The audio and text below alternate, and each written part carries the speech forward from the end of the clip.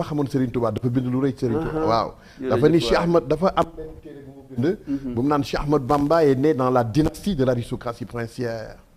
Ainsi Bamba créa cette clairière au nom évocateur de Darou Marnane et très vite cette localité devient le lieu de rendez-vous de tous les opprimés et de tous les opposants à la présence française.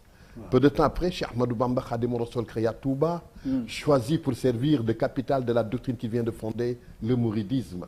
Le nom mouride évoque un islam de bon aloi qui dérive de l'arabe mouride, qui signifie un aspirant et un postulant. Mais au sens ordinaire du terme, le mouride est une personne de foi ardente qui cherche l'union avec Allah.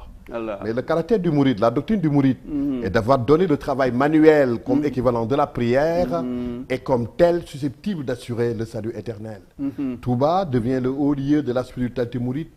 La situation géographique de la Nouvelle Médine va au mouridisme naissant un recrutement si particulier qui contribue à le faire distinguer davantage. Aristocrate, fidèle à la dynastie princière, mis à la disponibilité pour servir d'une nouvelle cause, paysans pauvres, jeunes gens, marabouts soucieux de vie spirituelle et de prosélytisme militant, peuple asiara de Touba, en rang si serré que l'administration coloniale s'inquiète. Elle y voit un danger de trouble et de subversion, et après avoir dispersé les disciples, décide la déportation de Cheikh Ahmad Bamba au Gabon en 1895. Cet exil dura 7 ans, 7 mois et 7 jours et marqua profondément Cheikh Ahmad Bamba. Mais il en revient avec une culture plus approfondie, un mysticisme plus dépouillé. Dès lors, toutes les forces d'opposition de la race Wolof se cristallisent dans le Baol et plus particulièrement dans le Kayor. Le Kayor, ce sont de la résistance Wolof où les irréductibles courent s'affiler au mouridisme de Cheikh Ahmadou Bamba. Parce que ce dernier a été érigé en sentiment de l'ancienne indépendance, comme l'a dit le capitaine Paul Marty, de son retour au Sénégal, le prestige de Cheikh Ahmad Bamba aux yeux de ses disciples.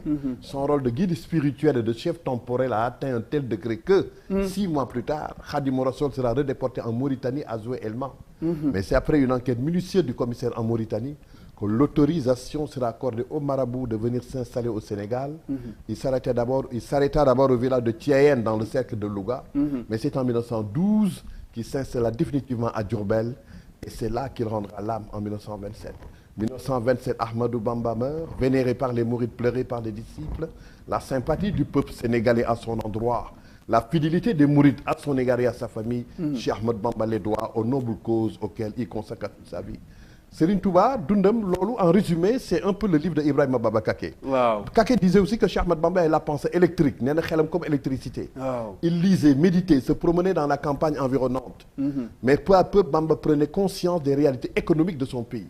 Car le pays de Cheikh Ahmadou Bamba, c'est le Kayor, le Bawal, la plaine, le sol rouge, craquelé, parsemé de ras de buissons, où les baobabs, les chacals, les singes, les sas sauvages se partageaient les rares pitons. Mais en dehors du prophète Mohammed et de la religion, Khadimou Rassoul ne connaissait rien d'autre que son père, Mamour Anta Salim Mbacké. Les voies de Dieu sont impénétrables, humble, ferme, sans ambition temporelle. Voilà l'homme qui a jamais marqué l'âme de Cheikh Ahmadou Bamba. Donc, en résumé... Moustapha